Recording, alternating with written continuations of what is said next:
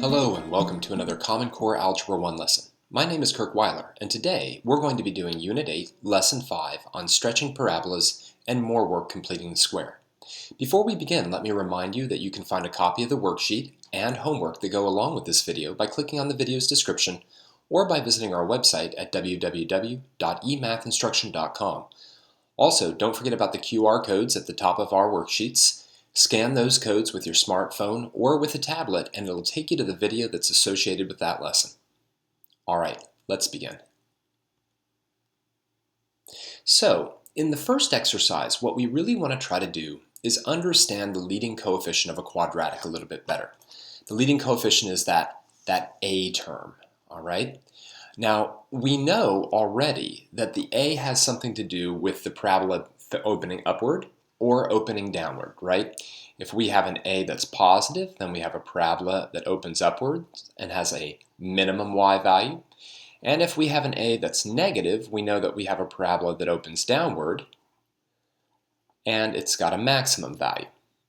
But we want to understand a little bit better about what a does by really just looking at cases where the b and the c terms are zero. In other words, there's no linear term, that one's gone, and there's no constant, that one's gone. All right, so we're going to really just concentrate on quadratics that have that form.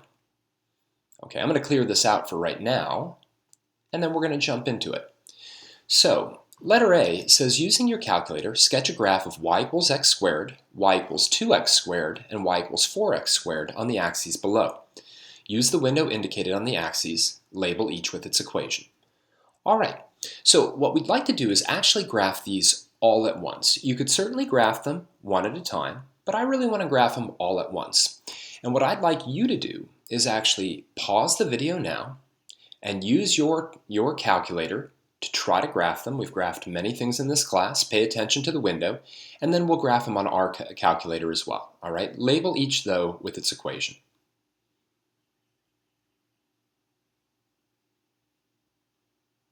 All right, let's go through it. Well, in order to graph them, I've got to bring open my TI-84 Plus, and there it is. Sorry if the snap was a little bit loud there. Very enthusiastic this morning as we record. So, we've got our TI-84 Plus open. Let's hit the y equals now. All right, if there's any equations in y equals, I'm going to clear them out. All right, and if you're just doing this along with me now, that's fine. But why don't you go ahead and clear out any equations you might have as well. All right. Now, in y1, we're going to put in our basic parabola, y equals x squared. All right, so that's what's going to go in our y1. Let's do that. So x squared. Now let's go down to y2, and let's put in 2 times x squared. Let's hit enter. Now let's go down to y3 and put in 4 times x squared. All right. Once we have all the equations in there, as always, we want to do a quick check to make sure that we've got the equations in correctly. These aren't very complicated equations, but you never know, mistakes can happen. Take a look. All right. Now we want to set the window according to the axes that are shown. So let's go into our window right there. All right. Now we're in our window. Let's set our x minimum to be -5, our x maximum to be +5, go down a little ways, our y minimum is -5, and our y maximum is 15. Okay, again, always check over your window. Make sure it makes sense. People make mistakes all the time in my math classes. They say, the graph isn't working right, it's giving me an error. Very often that's because they've put in let's say an x minimum that's larger than their x maximum. Calculator can't deal with that. So just check it over carefully. Since we're sure we have it right now, what we're going to do is hit graph.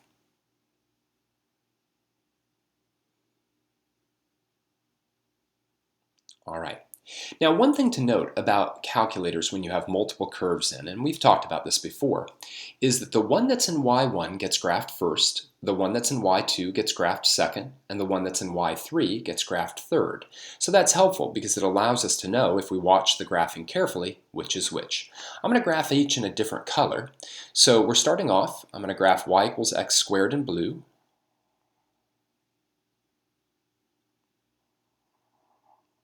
and I'm going to label it with its equation. I'm going to switch over to red for the next one. Notice how the next one got a bit thinner. And that's y equals 2x squared. And then I'll switch over to black for the last one. And that one got even thinner. Oh boy. Now, besides the thin and thick nature of these things, one thing I did want to point out, even though I didn't draw it very well, is that each one of them goes through the origin, goes through the point 0, 0. And that makes sense because if we have a parabola that's as simple as y equals ax squared, and we put x equals 0 in it, right? And of course 0 times 0 is 0, then we would get a times 0, which is 0. So these all go through the point 0, comma 0. They all go through the point 0, 0. Okay? Now, I don't think that we need our calculator on the screen anymore, given that it's gotten the job done, so let's get rid of it. All right, thank you for your service. What we're now going to do is we're going to talk about what just happened.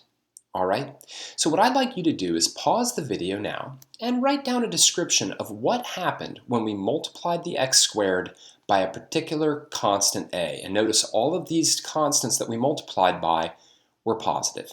Pause the video now and see if you can describe it.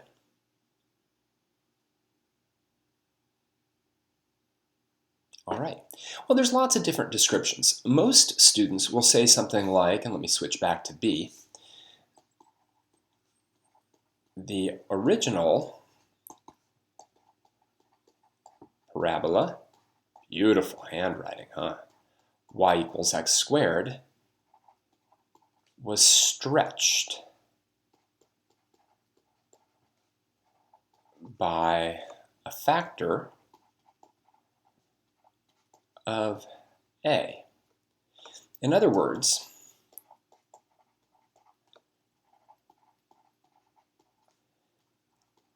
each y value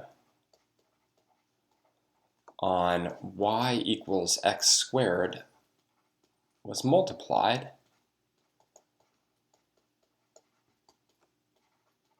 by a. So if you think about this for a minute, if I had some y value on this particular one, whatever it is, right, then what happens is that on y equals 2x squared, this y value is twice as large. Twice as large. Likewise, the y value here, this y value, for the same x value, these are all supposed to be drawn for the same x, this is 4 times as large. 4 times as large, right?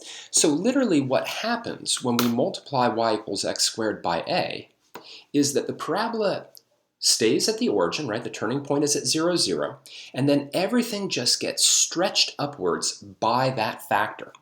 By the way, if that factor had been less than 1, let's say it had been 1/2, then all the y values would have been 1/2 of what they were on the original parabola, and we would have maybe said that the parabola got compressed. Okay? So it's really neat. In geometry, what you're going to call this is a vertical dilation. Here we'll probably just call it a stretch, a vertical stretch. Okay? We're going to visit this later on, but it's important for what we do today. So I'm going to clear out the text, pause the video now, and write down anything you need to. All right, here we go. Scrubbed out and ready to go. All right, so the next exercise really kind of tests to see if you understand this. In this exercise, I've got 4 parabolas drawn, 4 parabolas. Each one of them has one of those 5 parabolas drawn. Each one of those has one of those 5 equations. The question is which? So it's a matching game. What I'd like you to do is do a little self-assessment now. Pause the video and see if you can figure out which one's which without putting all 5 curves into your calculator. All right?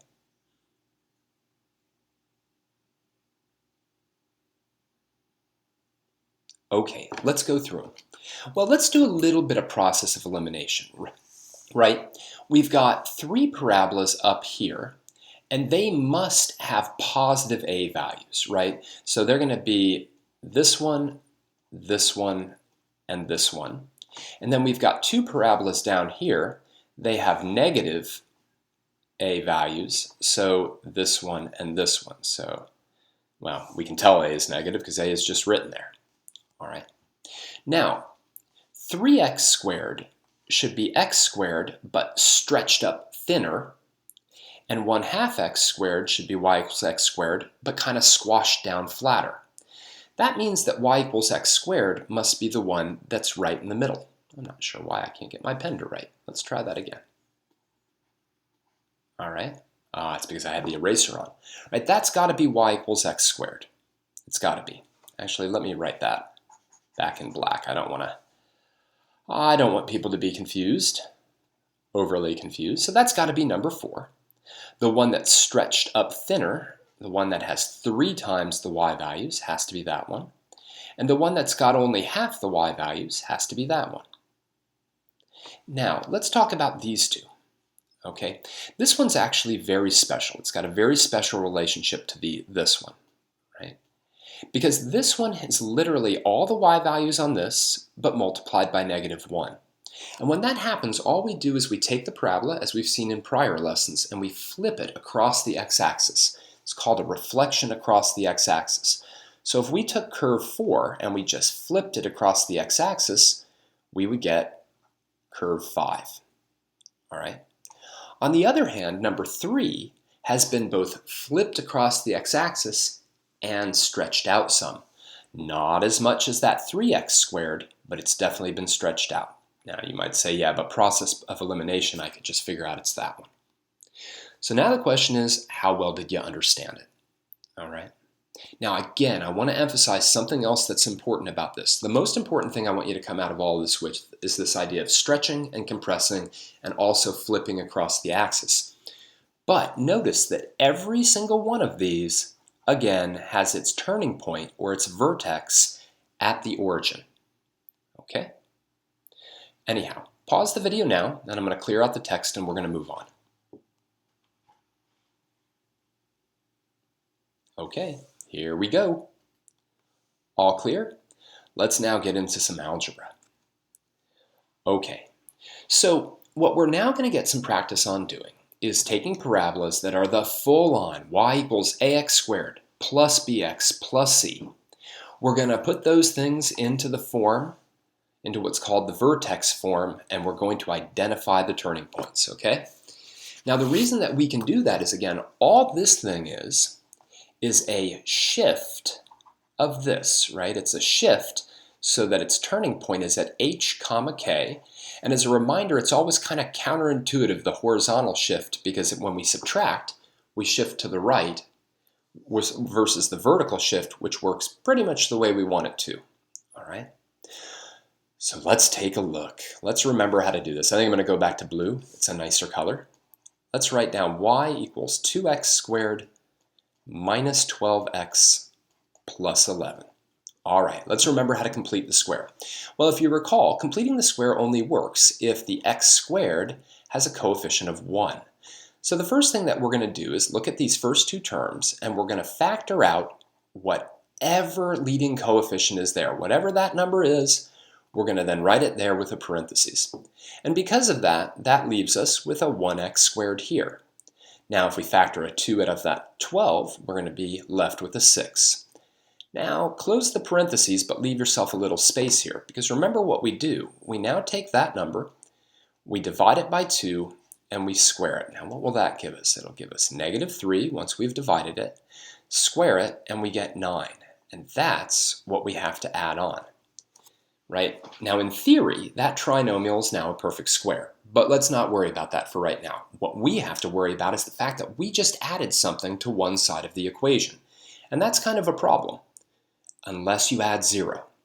Now, it appears like we added 9, but what we really added was 2 times 9, because that 9 is inside of a parenthesis being multiplied by 2. So we can't just add 18, but we can add 0. And the way we can do that is by adding 18 and subtracting 18 at the same time. We also can't forget about that plus 11. It's been just hanging out waiting for its turn. So now we can keep on writing. That 2's not going anywhere. But if we've done our job right, this trinomial is a perfect square. And it's always very easy to figure out what perfect square it is. Take that number, throw it in here, and there's our perfect square, x minus 3 squared. And you can verify that by multiplying back out and seeing that it's x squared minus 6x plus 9. Now I can combine the negative 18 and the 11. They become negative 7. And there's my vertex form. Let me write that in red, just so that let me circle it or box it. And there's our vertex form. And because it's now written in vertex form, we can see that this is simply a shift of y equals 2x squared. And of course, 2x squared, because it's just ax squared, will have its turning point right there at the origin. This has now been shifted 3 to the right and 7 down. So its new turning point will be at 3, negative 7. That's kind of neat, isn't it? Now, the bigger picture here is that vertex form of a parabola gives us different information than standard form. That's what we started with, the standard form. To me, the only thing the standard form is particularly helpful with is the y-intercept, which is 11. Yay! But the vertex form, that's wonderful because you can see exactly where the turning point is, which is arguably the most important location on the parabola. It's arguable because the zeros, or the x-intercepts, tend to be very important as well. Now, we already answered part B. I got a little bit ahead of myself. It says, what are the coordinates of the turning point based on A? Well, that's 3, negative 7. Okay? Then it says, provide evidence from a calculator table that supports this answer. So what exactly would we see in a calculator table that would help us know that this is correct? Well, let's take a look. Let's open up the TI-84 Plus again. Great, it's open. Now, let's go back into y equals. I think we've got some equations in there. Let's clear those 3 out.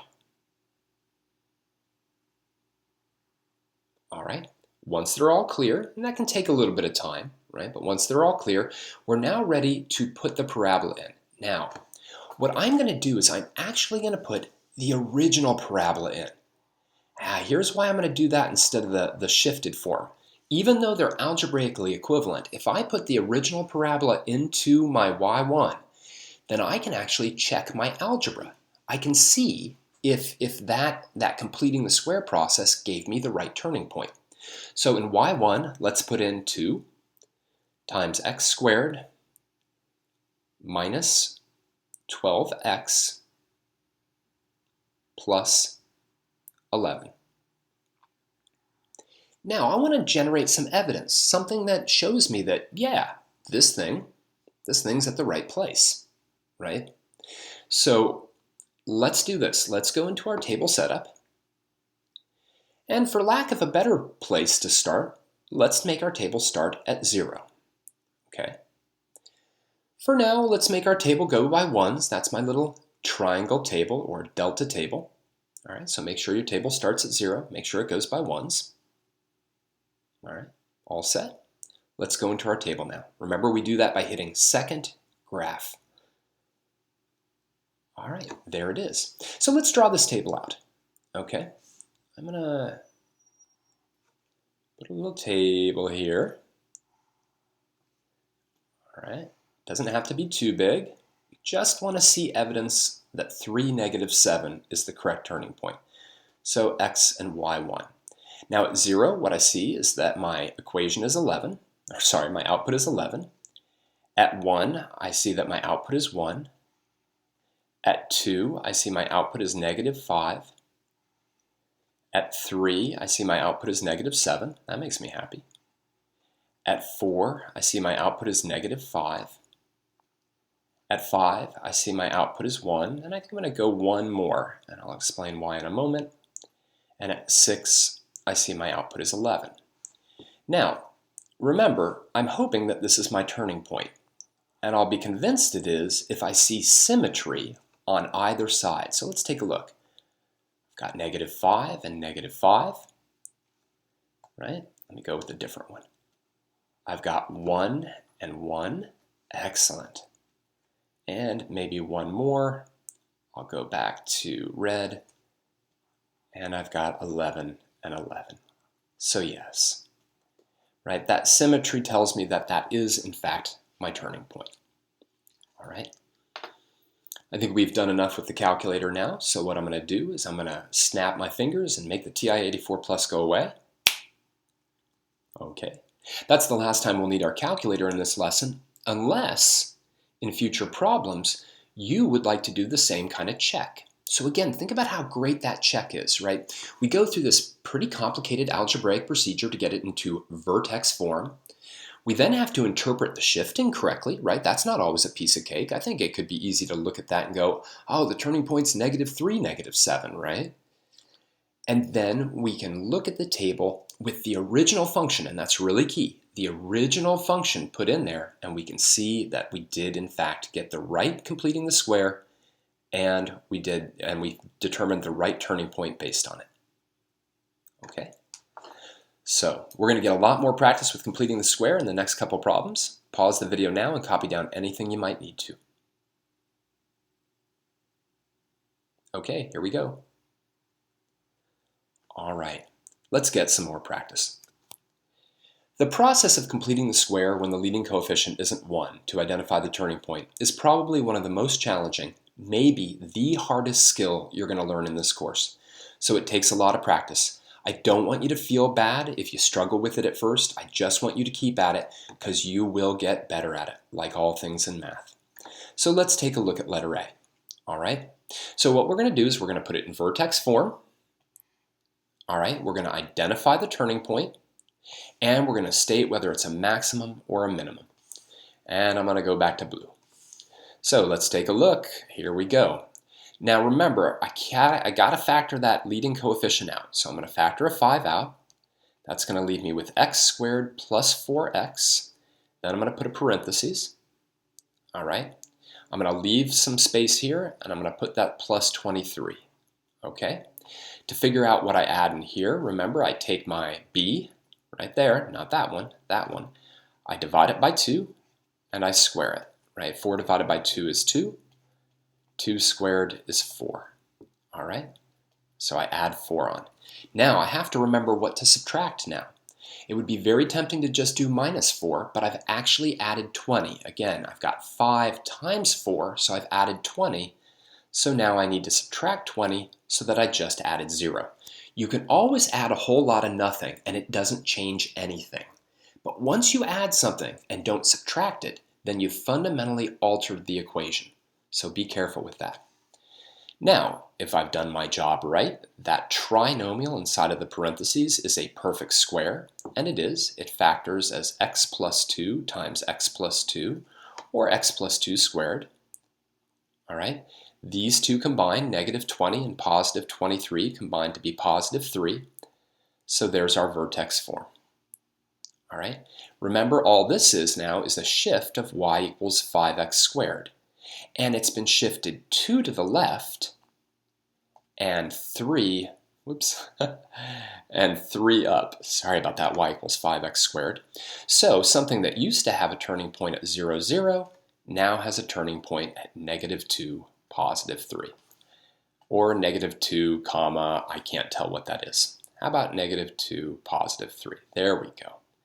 Now finally, is it a maximum or a minimum? Well, A is positive. So the graph looks something like this. And therefore, the turning point is a minimum, right? It's at the lowest point on the parabola as opposed to the highest point. That's it. Simple, right? All right, it involves factoring. It involves factoring twice. It involves shifting. There's a lot that's going on in these problems. All right. So let's do another one together. Let's do b together, because it gets even harder when the leading coefficient is negative. So let's look at that together. All right, we got to factor that -2 out. Okay, that's going to leave us with a +1. Now here comes something that's a little tricky, right? It will now be a -2x attached to the 4, right? -2 times -2 is +4. Close the parentheses, leave yourself a little space, leave yourself a little more space, and +7. All right, let's figure out what we have to add on. Well, we take that b, we divide by 2, and we square it. -2 divided by 2 is -1, squared is 1. So we're going to add 1 on. Now, this gets especially tricky. What did we really do? Well, we really added a -2, right? Because we have -2 times +1, we really added a -2. So to make sure that we're really adding 0, we have to add a +2 out here. That can even throw off my pre-calculus students, and they're a really, really smart bunch that's been doing this for a while. So think about that. -2 times +1 is -2. So we have to add a +2 to make sure we're overall adding 0. All right? That's where that checking with the tables can be very helpful. All right, now again, this should be a perfect square, and it is. It'll be x minus 1 squared. Again, if you ever are kind of confused about what should go in there, it'll be always x plus something or x minus something, and this is that thing, right? Notice that, right? Here it is again. So then we've got the 2 and the 7 out here, and that's +9, and there's our vertex form. Now what's cool is this is really a shift of y equals -2x squared. We know what that looks like, right? It's a parabola that's been reflected across the x-axis like that, and it's been shifted 1 to the right and 9 units up, right? So it's actually kind of way up here, which means it's got its turning point at 1, 9. All right, and finally, right, it's way up here, because that parabola opens downward, it's got a maximum.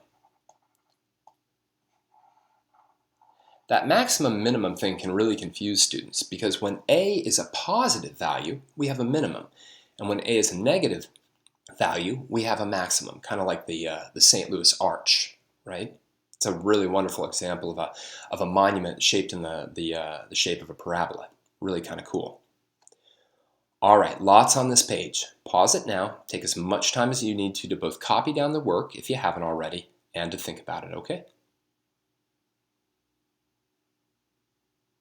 All right, I'm going to clear out the text. Oops, uh-oh. How'd that happen? Let's get right back into it. Sorry about that. Here we are. All right, let's advance the slide. Let's do 2 more of these. These things can again be very, very challenging. What I'd like you to do now is pause the video and try to do letter C on your own, okay?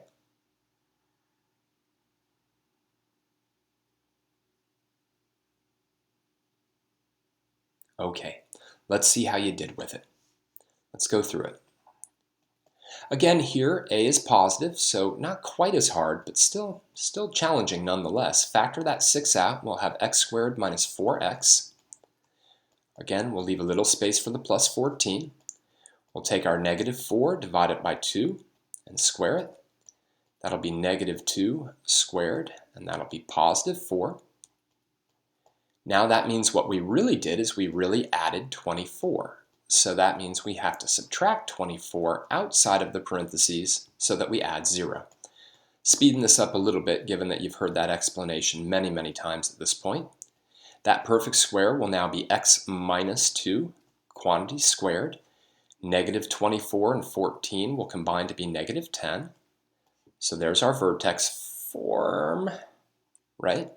This is now a shift of y equals 6x squared, 2 to the right and 10 down, right? 2 to the right and 10 down, leaving us with a turning point at 2, -10.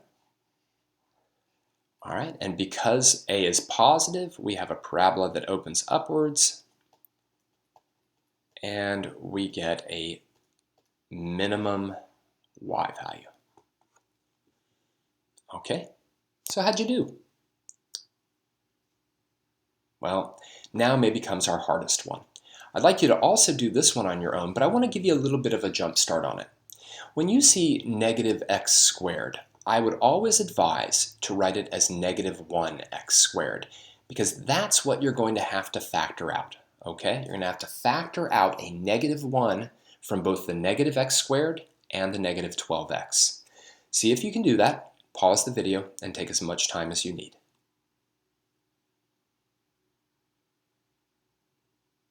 All right, let's go through it. So this one really is, I think, one of the most challenging ones because it almost doesn't look like there is an a value, right? Looks like it's just a negative attached to the x, which isn't true. There's really a negative 1 multiplying it, but we don't write that negative 1. All right, so when I factor that negative 1 out, that negative 12 becomes a positive 12. Close my parentheses, give myself some space, and write down the minus 33. All right, here we go. Take my 12, divide it by 2, and square it. That will be 6 squared, and that will be 36. So we're going to add a 36. Now, what we really did was we added a negative 36. So to offset that, I'm going to have to add a positive 36. Down here, we'll get y equals negative 1 times x plus 6. There it is, squared. These two will combine to be just a positive 3. All right. Now what this is this is a shift of y equals negative 1 times x squared or negative x squared, right? That's my nice parabola that's just a flip of y equals x squared across the x-axis. And we've shifted it 6 units to the left and 3 units upward, giving me my vertex at negative 6, positive 3. If you're getting this one right, you're doing an awesome job. Because the parabola opens downward, we have a maximum. Okay, that's it, right? Simple, easy peasy. It's going to take some work, but it really combines a lot of things that we know how to do. Factoring out a GCF, how we complete the square, the idea of adding 0 to make sure that we're not altering the equation, the way to interpret the shifting, whether a parabola opens upward or downward. You have to put a lot together to do these, all right? But if you can, and I know you can, everybody can do this with a lot of practice and a lot of thought, then you'll get better at so many different things. All right, pause the video now to write down anything you need to, and then we're going to finish up the lesson. All right, here we go. Clear it out. Let's try not to exit the actual program we're in, and let's finish up. Okay, so today we really did sort of two different things. I mean, they were definitely connected, but the first thing that we did is we sought to understand what the leading coefficient does to a parabola. Besides just making it open upwards or open downwards based on it being positive or negative, it also stretches the parabola. It makes it thinner, or it makes it sort of wider, if you will. And that all depends on whether a is larger than 1 or between 0 and 1. And then if a is also negative, that will flip it across the x-axis. We then worked on identifying the vertex of a parabola by taking it from standard form into vertex form, identifying shifts, and then identifying the vertex. And that was pretty tough. But again, you can do it if you just keep with it. For now, I'd like to thank you for joining me for another Common Core Algebra 1 lesson by eMath Instruction. My name is Kirk Weiler, and until next time, keep thinking and keep solving problems.